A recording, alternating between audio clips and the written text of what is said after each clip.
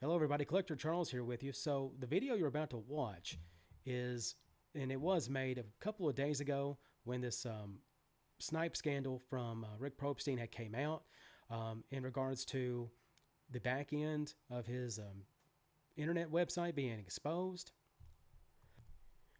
and causing everyone to see privileged information. And that information actually included emails associated with Rick Probstein bidding on his own cards and bidding on other cards. And one can conclude that shill bidding had actually took place. So that video will be seen in its entirety after this particular breaking news here, because as you can see, as of today, November 24th, Rick Probstein is returning to eBay after a failed attempt to start his own platform. So that's from Collect.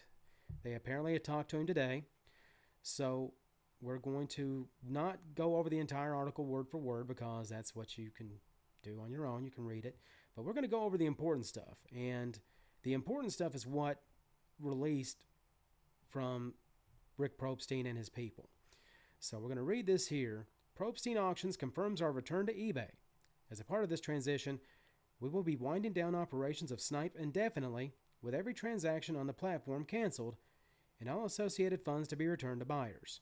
This is what Probstein told Collect in a statement. The shutdown of Snype is being executed through a careful process that places user safety and digital security at the forefront. We are following a methodical wind-down plan designed to ensure stability and clarity at every step. So that's the statement officially released by Rick Probstein. And so here's some snippets, I suppose, that he actually told Collect as well. So according to Probstein, the platform's main Snype feature inadvertently caused the first series of auctions to end regardless of how much time was remaining.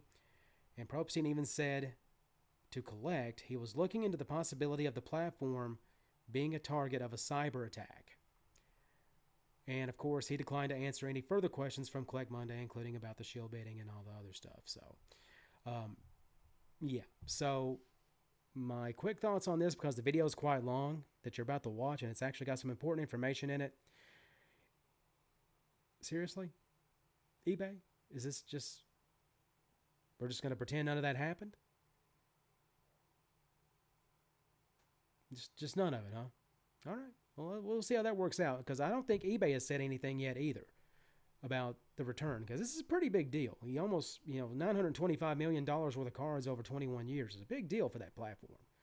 He moved a lot of cards and he moved a lot of, but at the same time, after what's came out and him not answering anything of it and just doing the whole famous "I was hacked" excuse, I don't know about this. But Mike Geo said this on Instagram on his Sports Card Nonsense page. Speak with your wallet. One thing too, I wanted to clear up some confusion here because I don't know if I thought that it was clear last week, but the username for the person that is bidding will be public.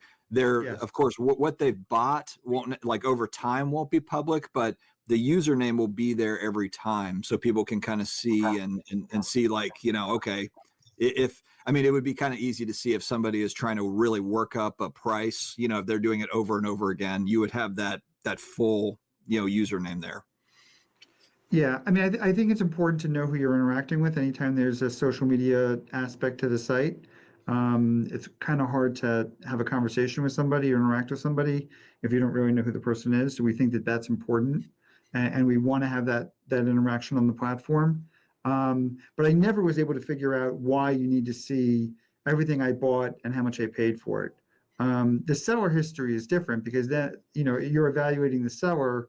You want to, see what they've sold, what it's sold for. You're also making a decision whether you want to use them as a consignor, possibly in terms of relationship that way.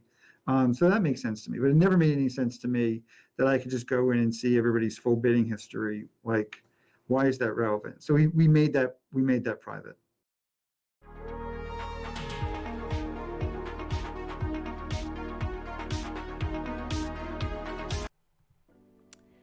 Well, well, well. Welcome everybody back to the show. I am Collector Charles, and what you just saw was Rick Probstein discussing certain things that were going on with his site. And you're probably wondering why that particular statement was the one I focused on from his interview with Sports Card Dad about a month ago, about a month before the launch of Snype.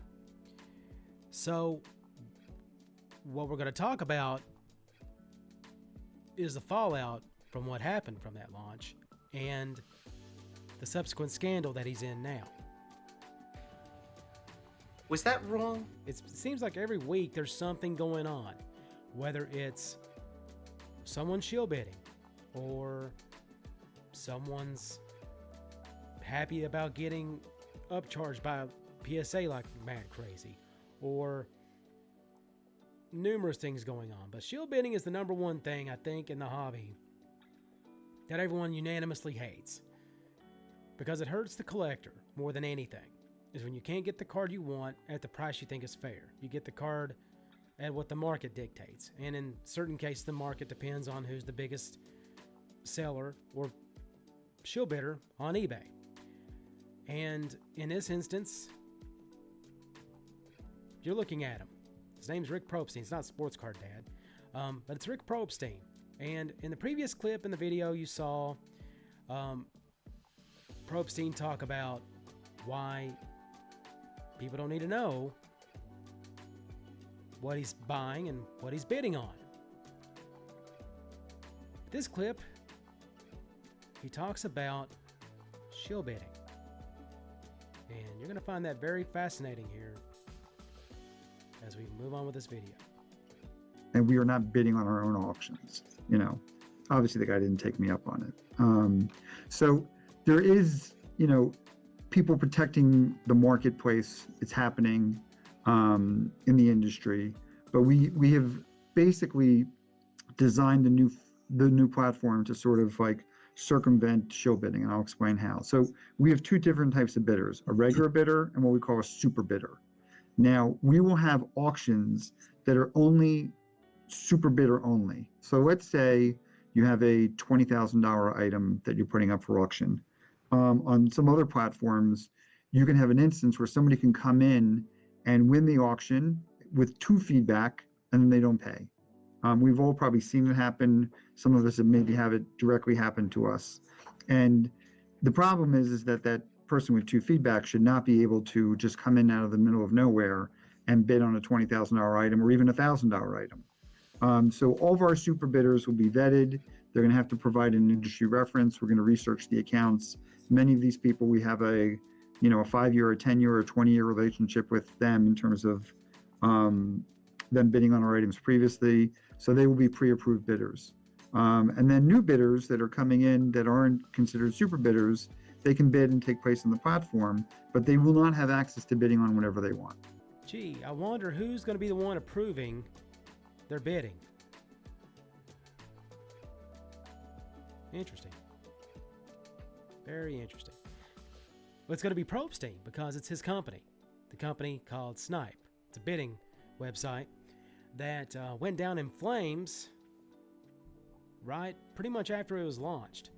A lot of things happened, and we're going to get to that as well. And as you can see here, boy, things took a turn with Mr. Probstein here. So you recall in the video, he said that he was going to do things to prevent shill bidding, which was have 2 separate bidders. A super bidder that is approved, I'm assuming, by Probstein or anyone that's associated or affiliated with Probstein, and regular bidders that don't have a lot of feedback or a lot of reputation, so to speak, in bidding. So this really hammers this fact home, considering 11,277 bids. Probstein's own email linked to suspicious Honey Bunny account. That's no good. So the article here, I mean, you could read it on sportscardradio.com. So it clearly says here, you know, he's been on eBay for 21 years. He had credibility. He sold over $1 billion worth of cards, which apparently he's been shill bidding. And he took the leap and launched his own auction platform called Snype, which once again raises a lot of questions with me. Why? If you're selling $1 billion worth of stuff on eBay, would all of a sudden you just decide, hey, you know what? I'm going to create my own auction site. It's almost as if eBay maybe said, hey, Probstein, maybe you ought to go create your own website. Because of reasons. So we'll get to that in a minute because, as you see here, the crash. Probstein pulled the site offline and blamed high volume. The platform's signature feature, last-second sniping, backfired spectacularly, triggering auctions to end prematurely. Other auctions froze completely. And there's the quote right there. We're experiencing a system-wide technical issue due to high volume that affected all auctions on the platform. To protect the integrity of bidding and ensure a fair experience for every buyer and seller, we are temporarily taking Snype offline. You broke that promise, didn't you? I swear, the audacity of people. The audacious behavior of people. So, that wasn't the real story, obviously, and Sports Car Radio breaks it down pretty good. Of all people, a Pokemon forum user discovered something far worse, and that was Snype's entire back-end database was exposed to the open web with no authentication required.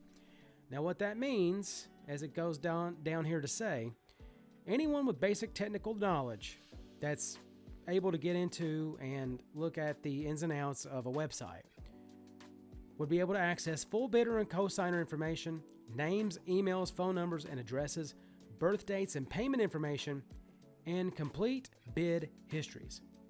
All of it just sitting there with full API documentation conveniently provided in the browser console.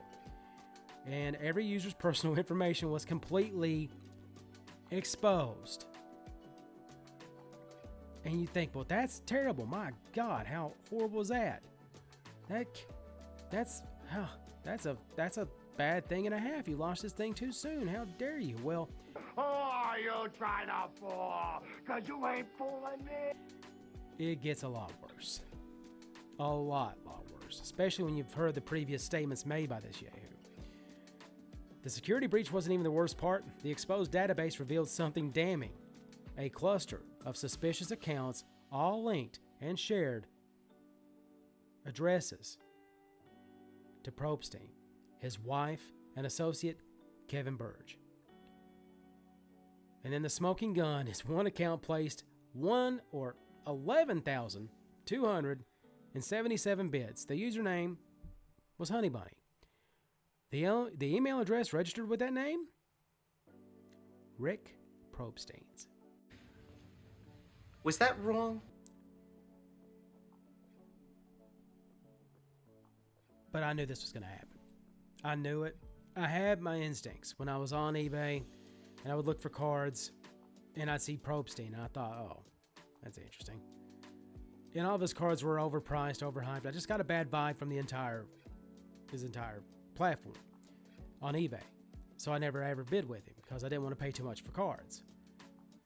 Of course, when that happens, you always think shill-bidding's happening because if a card magically goes up from a modest price to even, a lower price than you should pay for it to way over how much it should be paid for at the last second especially, something's going on. And he also admitted, by the way, in that video, which is I don't think a lot of people have really talked about, is the fact that he used some kind of technology to snipe bids on eBay, which was, I don't know if that's even part of the terms of conditions, like you can't do that, or if it's frowned upon.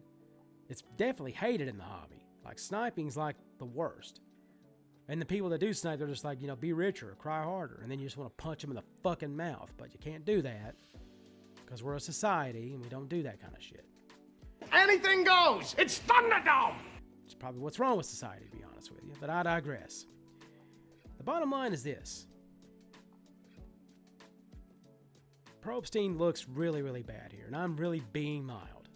I mean, it is what it is. Probstein,